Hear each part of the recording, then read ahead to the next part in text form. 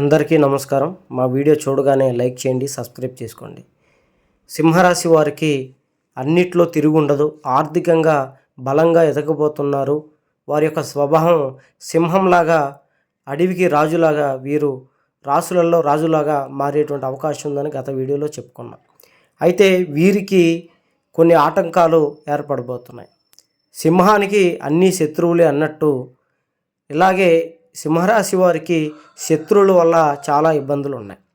శత్రువుల వల్ల ఎందుకు ఇబ్బందులు ఉన్నాయి అంటే, వీరు ఆర్థికంగా బలంగా మారే అవకాశంలో వీరు బాగా సంపాదిస్తూ ఉంటారు.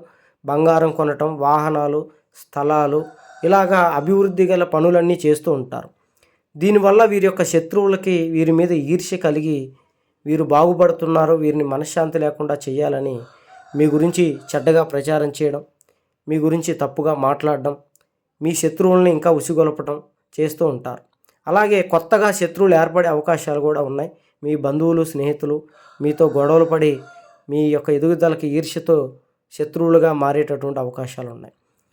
మీ శత్రువులు మీపై పతనం చేయడం కోసం చెడు ప్రయోగాలు చేసి మిమ్మల్ని దెబ్బ కొట్టాలని ఆలోచిస్తూ ఉంటారు.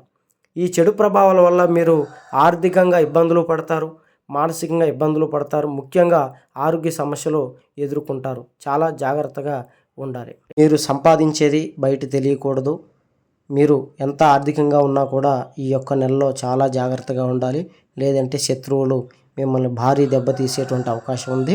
శత్రువుల పట్ల చాలా జాగ్రత్తగా ఉండండి. మీకు ఎటువంటి సమస్యలు ఉన్నాయి, గురువుగారిని సంప్రదించండి. స్త్రీ వశీకరణ, భార్యాభర్తల గొడవలు, ప్రేమ సమస్యలు, చేతబడే నివారణ, సంతాన సమస్యలు, వివాహ సమస్యలు, ఇలాగ మీకు ఎటువంటి సమస్యలు ఉన్నా కూడా ఈ గురువుగారిని సంప్రదించండి. 100% మీకు పరిష్కారం చూపుతారు.